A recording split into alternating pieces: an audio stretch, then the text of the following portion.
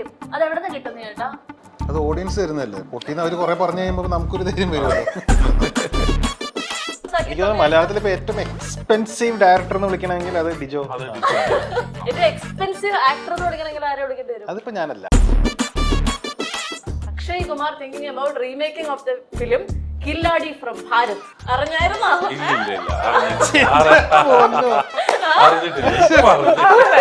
കില്ലാടി from Bharat. ഇന്റർവ്യൂസിലൊക്കെ ധ്യാൻ കുട്ടൻ എവിടെയാണ്? Interview വിളിച്ചിട്ട് പോയില്ലല്ലോ, അതിന്റെ വാശി.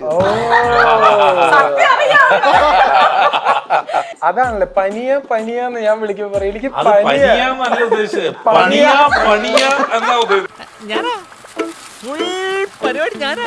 നിവിനിട്ടല്ലോ എനിക്കിട്ടാണല്ലോ പണിയാന്ന് പറയും.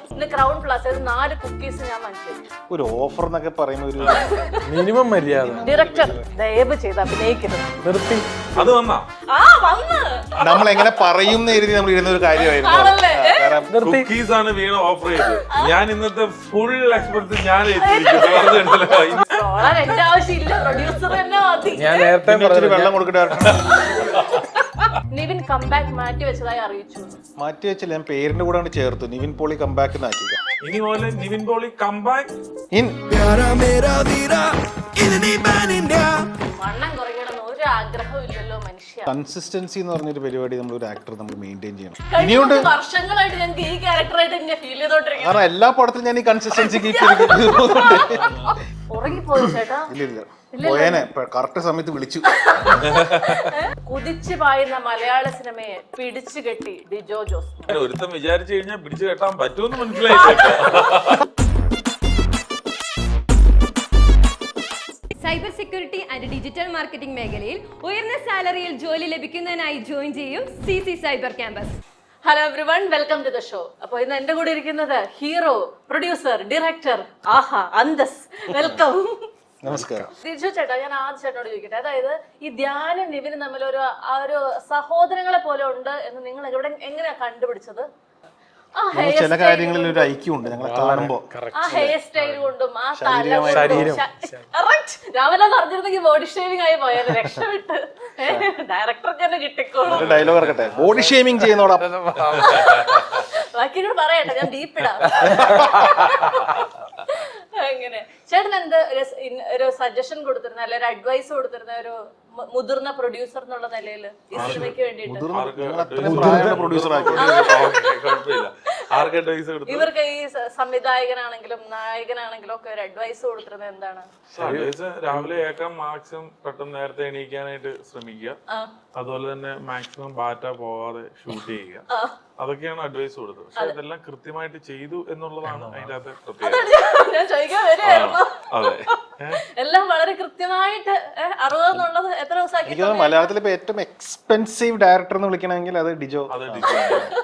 ഏറ്റവും എക്സ്പെൻസീവ് ആക്ടർ എന്ന് വിളിക്കണമെങ്കിൽ ആരെ വിളിക്കേണ്ടി വരും? അതിപ്പോ ഞാനല്ല.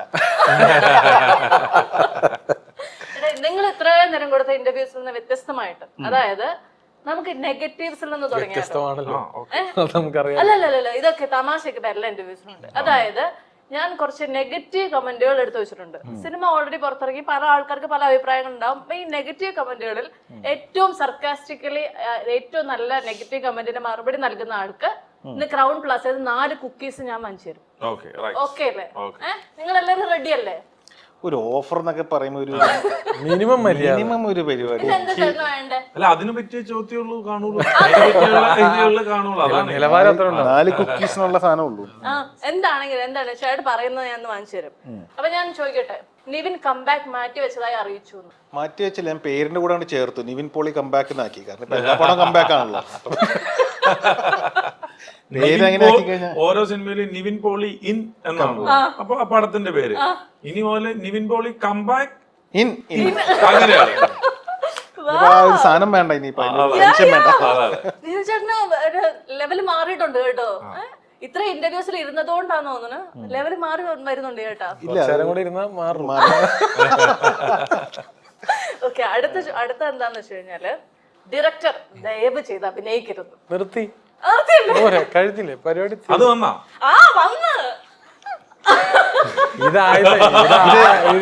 നമ്മൾ എങ്ങനെ പറയും എഴുതി നമ്മൾ ഇരുന്ന ഒരു കാര്യമായിരുന്നു. കാരണം പടം കണ്ടപ്പോഴേ അവന് വിഷമിക്കണ്ടല്ലോ. ഇനി ഒന്നും വേണ്ട, കുക്കീസ് ആണ് വീണ ഓഫർ ചെയ്തത്. ഞാൻ ഇന്നത്തെ ഫുൾ എക്സ്പെർട്ട് ഞാൻ ഇനി അങ്ങനെ ഒരു സ്പെൻഡ് കാലം ആ പട്ട ഇരുന്നത് ലിസ്റ്റിന്റെ തലയിലായിരുന്നു അല്ലേ? പ്രൊഡ്യൂസർ അഭിനയിച്ചെന്ന് പറയാം എന്തൊക്കെ ചീത്തപ്പേരാ പിന്നെ ഈ പ്രൊഡ്യൂസർ അഭിനയിച്ചിട്ട് ചോദിച്ചു നോക്കാം അങ്ങോട്ട്. നമ്മുടെ അഭിനയിച്ചല്ലോ, നമ്മുടെ പ്രൊമോയിലുണ്ട്. പ്രൊമോയില് അതല്ലാതെ പ്രൊഡ്യൂസർ അഭിനയിച്ചെന്നുള്ളത് എന്തൊക്കെ ചീത്തപ്പേരായിരുന്നു കേട്ടോണ്ടിരുന്നറിയോ? അപ്പൊ അതൊക്കെ ഡയറക്ടർ കൈ ഓക്കെ നിർത്തി കഴിഞ്ഞില്ലേ? ഓക്കെ അങ്ങനെ കുഴപ്പമില്ല. ഇനി അഭിനയ ഇവനോട് നമ്മൾ പറയുമ്പോ ഇവൻ ഓർത്തിക്കുന്ന അതെന്താന്ന് പറയാ, തമാശയാണ് തമാശ എന്നുള്ള ഓർത്ത്. പക്ഷെ അത് തമാശ അല്ല എന്നുള്ളത് പടം ഇറങ്ങേണ്ട വന്നു. അതാണ് ഇതിനകത്ത് റിയാലിറ്റി. അല്ല അതാ ഞാൻ പറഞ്ഞത്, അത് ഇറങ്ങി മനസ്സിലാക്കി കഴിഞ്ഞപ്പോ ഞാൻ പറഞ്ഞു നിർത്തി. അവന് ഒരു അഭിനയ ഒരു രീതി ട്രാക്ക് പോകണമെന്ന് ഭയങ്കര ആഗ്രഹമുള്ള ആളാണ്. അപ്പൊ അതുകൊണ്ടാണ് നമ്മൾ ഈ പ്രൊമോയിലൊക്കെ പുള്ളി അനാവശ്യമായിട്ടുള്ള ഒരു പ്രൊമോഷൻ കൊടുത്തത്. തമിഴ് പടത്തിൽ ഗംഭീർ റോൾ ചെയ്തിട്ടില്ലേ നീ? ഭീകര റോളാണ്. എനിക്ക് ഏറ്റവും ഇഷ്ടപ്പെട്ടത് നമ്മുടെ പടത്തിൽ തന്നെ ഇവന് ഈ ഇതിന്റെ ലിപ്പിന്റെ ഇവിടെ രണ്ട് അതെന്താ എന്നിട്ട് മറ്റേ ക്ലോക്കിന്റെ ഒക്കെ സൗണ്ട് ഉണ്ടോ എന്ന് പറഞ്ഞിട്ടുള്ള അതെന്താ? ചേട്ടാ ഈ സാധനം ഞാൻ ചോദിക്കാനിരുന്നതാണ്. ഇത്ര നേരം കൊണ്ട് എന്താണ് ചോദിക്കാൻ?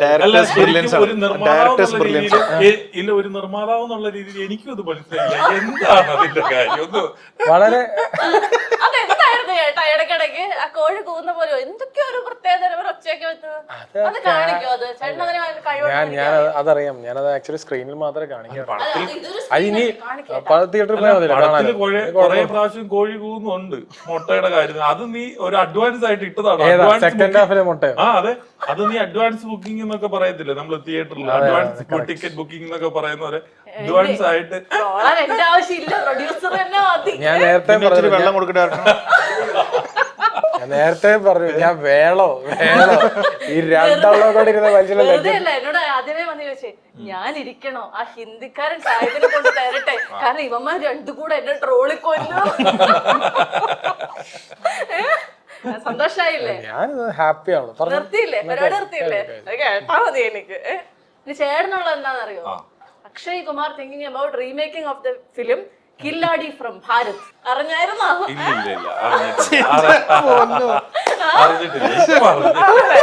കില്ലാടി ഫ്രം ഭാരത്. അയ്യോ അത് കൊള്ളാട്ടോ. അത് കണ്ടില്ലട്ടോ. സന്തോഷായില്ലേ? എന്താ ഇതിനെന്തായാലും ചേട്ടന് പറയാനുണ്ടോ? നമുക്കിതൊക്കെ സന്തോഷമേ ഉള്ളൂ. നമുക്ക് എല്ലാ നെഗറ്റീവ്സ് വരുന്നതും നമ്മളത് പോസിറ്റീവായിട്ടാണ് കാണുന്നത്. അതുകൊണ്ടിട്ട് ഇപ്പൊ ഈ നെഗറ്റീവ്സ് ഒന്നും നമ്മളെ ബാധിക്കുന്നില്ല. നമ്മളത് തീർച്ചയായിട്ടും, കാരണം ഇതെല്ലാം അതൊരു കമന്റുകളായിട്ട് മാത്രമാണ് നമ്മൾ എപ്പോഴും എടുക്കാറുള്ളത്. അതുകൊണ്ടിട്ട് ഇതൊക്കെ പോസിറ്റീവാണ്, എല്ലാം പോസിറ്റീവാണ്. അത്രേ ഉള്ളൂ. പിന്നെ എല്ലാത്തിനും കോമൺ ആയിട്ടുള്ള ഒരു കമന്റ് ആയിരുന്നു ഇന്റർവ്യൂസിലൊക്കെ ധ്യാൻ കുട്ടൻ എവിടെയെന്ന്. ഇന്നും എവിടെ വീണ വിളിച്ചല്ലേ? ഞാനും വിളിച്ചു. കിട്ടിയോ? പിന്നെ ഇത് നമ്മള് പ്രസ് മീറ്റിൽ ഇരുന്ന് വരെ പറഞ്ഞു ധ്യാൻ വരുന്നതായിരിക്കും, എന്നിട്ട് വിളിച്ചിട്ട് വന്നില്ലല്ലോ, കിട്ടിയില്ലല്ലോ. മറ്റേ ഇന്റർവ്യൂ വിളിച്ചിട്ട് പോയില്ലല്ലോ, അതിന്റെ വാശി. ഞങ്ങൾക്കൊക്കെ അറിയാം. ഇപ്പൊ മനസ്സിലായില്ലേ? അതാണല്ലേ പനിയാന്ന് ഞാൻ വിളിക്കുമ്പോ പറയും എനിക്ക് പനിയാന്നല്ല ഉദ്ദേശിച്ചത്, പണിയാ എന്നാ ഉദ്ദേശിച്ചത്. പക്ഷെ നിവിനിട്ടല്ലോ പണിയണേ എന്നുള്ള, എനിക്കിട്ടാണല്ലോ പണിയാന്ന് പറയും. അതെന്താ പറയുമ്പോ അത് പ്രീ ഇങ്ങനെ ഇന്റർവ്യൂസ് ഒന്നും വേണ്ടെന്ന് ടിജോ ആദ്യമേ തീരുമാനിച്ചു. കാരണം ഇത് ഭയങ്കര ഹ്യൂമർ പടമായിട്ട് ആൾക്കാർ ഇപ്പൊ തന്നെ ആൾക്കാർ പറഞ്ഞത് ഭയങ്കര ഹ്യൂമർ പ്രതീക്ഷിച്ചു. ഇന്റർവ്യൂവിന്റെ വന്നാൽ അവനോട് കൊണ്ടുപോകല്ലോ, അപ്പൊ ഭയങ്കര ഹ്യൂമറിലേക്ക് അങ്ങനെ ചിന്തിക്കേണ്ട നമുക്കൊരു പേടിയായി. അല്ല നമ്മളെല്ലാരും കൂടെ ആലോചിച്ചാണ്. കാര്യം വർഷങ്ങൾക്ക് ശേഷത്തിന് കാര്യം എന്താ വെച്ചാൽ ഇപ്പൊ ധ്യാനും ബേസിലും കൂടെ വന്നപ്പോ അപ്പൊ നമുക്ക് ശരിക്കും പറഞ്ഞ ധ്യാനെ നേരത്തെ വിളിച്ച് പറഞ്ഞാണ് അനശ്വര ഇപ്പൊ നിവിൻ ബ്രോ ഇവരെല്ലാരും നമ്മൾ വിളിച്ച് ഓൾറെഡി സെറ്റാണ്. പക്ഷെ ഈ സിനിമ ഒരു വളരെ ചെറിയൊരു ലൈറ്റ് ഹാർട്ടഡ് രീതിയിലല്ലേ പോകുന്നത്. അപ്പൊ കാര്യം ഇവർ രണ്ടൊരു സൈക്കിളൊക്കെ ഉണ്ടെങ്കിൽ ഇവരുടെ ചെറിയ ഫൺ മാത്രമല്ലേ ഉള്ളൂ, ത്രൂ ഔട്ട് സ്ലാപ്സ്റ്റിക് ഒന്നുമല്ല. പക്ഷെ നമ്മൾ അങ്ങനത്തെ ഒരു ഇന്റർവ്യൂവിലും കൂടെ വന്ന പ്രതീക്ഷകൾ ഭയങ്കരമായിട്ട് വരും. അതുകൊണ്ടാണ് അത് ബ്രേക്ക് ചെയ്യാൻ വേണ്ടി നമ്മൾ ശരിക്കും ഞാനപ്പോ ധ്യാന്റെ അടുത്തും പറഞ്ഞു അളിയ അതുകൊണ്ടാണ്. പക്ഷെ ഇല്ല, പിന്നെ ഈ സിനിമകളൊക്കെ ഇറങ്ങുന്നതിന് ഇപ്പുറം നമ്മള് മാക്സിമം എല്ലാരും തന്നെ വന്നിട്ട് തള്ളി മറിക്കാനല്ലേ ശ്രമിക്കുള്ളൂ പടയും. അപ്പൊ അത് ഇതിനെ ഭയങ്കരമായിട്ട് ബാധിക്കും. കാരണം നമ്മുടെ സിനിമയുടെ ഒരു സ്ലോ പേസ്ഡ് ഒരു ഇമോഷണൽ ജേർണി ഒക്കെ വരുന്നുണ്ട്. അപ്പൊ അതിലോട്ട് എത്തണമെങ്കിൽ നമ്മൾ ഇത് വിടാതിരിക്കുന്നതാണ്, ഇങ്ങനത്തെ ഒരു പരിപാടി പിടിക്കാതിരിക്കണം നല്ലതെന്ന് തോന്നി. അതാണ്. പക്ഷെ ഇതിന്റെ യാഥാർത്ഥ്യം ഇതും കൂടെ ഉണ്ടെന്നുള്ളത് മനസ്സിലായി. ആ സത്യങ്ങൾ ഞങ്ങൾക്ക് നേരത്തെ അറിയാം. ഓക്കെ, അങ്ങനെയാണെങ്കിൽ സ്വയം ബോഡി ഷേവിംഗ് നടത്തിയിട്ടും വണ്ണം കുറയ്ക്കണമെന്ന് ഒരു ആഗ്രഹവും ഇല്ലല്ലോ മനുഷ്യ. ഞാൻ മുമ്പത്തെ ഒരു ഇന്റർവ്യൂവിൽ പറഞ്ഞു, ഒരു കൺസിസ്റ്റൻസി എന്ന് പറഞ്ഞൊരു പരിപാടി നമ്മൾ ഒരു ആക്ടർ നമ്മൾ മെയിൻറ്റെയിൻ ചെയ്യണം. പടം നമ്മൾ തുടങ്ങി പടം തീരെ നമ്മൾ പ്രൊമോഷൻ വരെ ആൾക്കാർക്ക് ആ ക്യാരക്ടറായിട്ട് ഫീൽ ചെയ്യുന്നുണ്ട് ഗോപിയായിട്ട്. കഴിഞ്ഞ വർഷങ്ങളായിട്ട് ഞങ്ങൾക്ക് ഈ ക്യാരക്ടറായിട്ട് എന്നെ ഫീൽ ചെയ്തോണ്ടിരിക്കും. കാരണം എല്ലാ പടത്തിലും ഞാൻ ഈ കൺസിസ്റ്റൻസി കീപ്പ് ചെയ്തിട്ടുണ്ട്. ഇനി ഒരു 10 ദിവസം കൊണ്ട് നമ്മൾ ഈ കൺസിസ്റ്റൻസിയിൽ നിൽക്കാൻ 10 ദിവസം കഴിയുമ്പോൾ എങ്ങനെ നിമിഷേട്ടനെ കാണാൻ കൊതിയാവുന്നു. ആണോ? അതേത് കൺസിസ്റ്റൻസി ആയിരിക്കും ചേട്ടാ? നോക്കട്ടെ, അപ്പോഴത്തെ ഒരു അവസ്ഥ അനുസരിച്ചിട്ട് അപ്പൊ കമ്മിറ്റ് ചെയ്യുന്ന പടം അനുസരിച്ചിട്ട്. അങ്കിൾ വൺ സിനിമയൊക്കെ പോലെ ഓ, വരാൻ കാത്തിരിക്കാണ്. വീട്ടിൽ പറയാലോ എനിക്ക്. ആമാശയൊക്കെ കുറച്ച് വലുതായി എനിക്ക് വീട്ടിൽ പറയാലോ, ഭക്ഷണം തരൂ ഭക്ഷണം. ഓക്കെ, അടുത്ത് പറയട്ടെ. പറയൂ. കുതിച്ചു പായുന്ന മലയാള സിനിമയെ പിടിച്ചു കെട്ടി ഡിജോ ജോസ്. നല്ല കാര്യമല്ലേ? നല്ല കാര്യമല്ലേ? ഒരു പുതിയ മുഖം അങ്ങനെയാണോ? ഭയങ്കര സ്പീഡായിരുന്നില്ലേ? പതുക്കെ പോവാം, വളരെ നൈസായിട്ട് പോവാം. ഓക്കെ ആണോ? നമ്മളൊന്നും കേട്ട താളമില്ല അല്ലെ? അങ്ങനെ ഒരുത്തം വിചാരിച്ചു കഴിഞ്ഞാൽ പിടിച്ചു കെട്ടാൻ പറ്റുമെന്ന് മനസ്സിലായില്ല.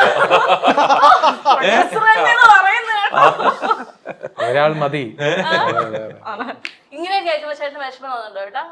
എന്തിനു ഇല്ലല്ലോ, വിഷമിക്കേണ്ട ഗുണം ഇവിടെയാണോ? അല്ല, അങ്ങനെയല്ലല്ലോ. ഇവൻ ആക്ച്വലി ഇപ്പൊ ഓരോ പ്രാവശ്യം ടോയ്ലറ്റിൽ പോകുന്നില്ലേ, അതായത് വന്നിട്ട് ഇതിനു വേണ്ടിട്ടല്ല, വിങ്ങി വിങ്ങി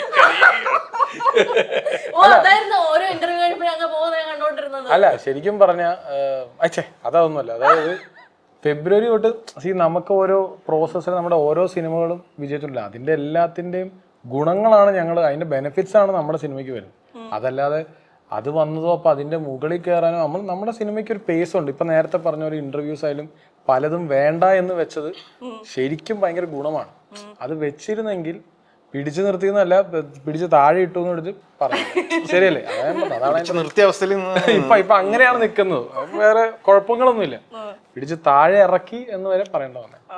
നിനക്ക് ഇച്ചിരി ഓവർ കോൺഫിഡൻസ് ഉണ്ടായിരുന്നു. അല്ല, മൊത്തത്തിലേ പടമായിട്ട് വരുമ്പോൾ കുറച്ചൊരു ഓവർ കോൺഫിഡൻസ് ഉണ്ടായിരുന്നു. അതേതായാലും ഇനി നെഗറ്റീവ് അല്ല, അല്ലെങ്കിൽ ഡബിൾ ഒപ്പീനിയൻ ഇല്ല, ട്രിപ്പിൾ ഒപ്പീനിയൻ വന്നു കഴിഞ്ഞാലും ഓവർ കോൺഫിഡൻസ് അല്ല. അത് നമ്മുടെ സിനിമയിലുള്ള നമുക്കുള്ള വിശ്വാസമാണ്. അത് നമ്മൾ കഥ കേൾക്കുമ്പോൾ തൊട്ട് സിനിമ ചെയ്തു വരുന്ന പ്രോസസ്സിലുള്ള വിശ്വാസമാണ്. അതിനിപ്പോ ഈ ഓവർ കോൺഫിഡൻസ് എന്ന് പറയേണ്ട കാര്യമൊന്നുമില്ല. നമ്മളത് നമ്മുടെ കോൺഫിഡൻസ് ആണ്. ഈ വിശ്വാസമൊക്കെ ഒരു ഷോ പോരെ നഷ്ടപ്പെടാനെന്ന് മനസ്സിലായില്ലേ? ഞാനിപ്പോഴും എന്റെ സിനിമയിൽ പൂർണ്ണമായിട്ട് വിശ്വസിക്കുന്നു. അല്ലാതെ അതിന്റെ കാര്യമൊന്നുമില്ല. ഒറ്റൊരു ചോദ്യം കൊണ്ട് ഞാൻ നെഗറ്റിവിറ്റി അവസാനിപ്പിക്കാം. ഒരു ഗെയിമാടാ, ഒരു ഷോയാണ് നെഗറ്റിവിറ്റി.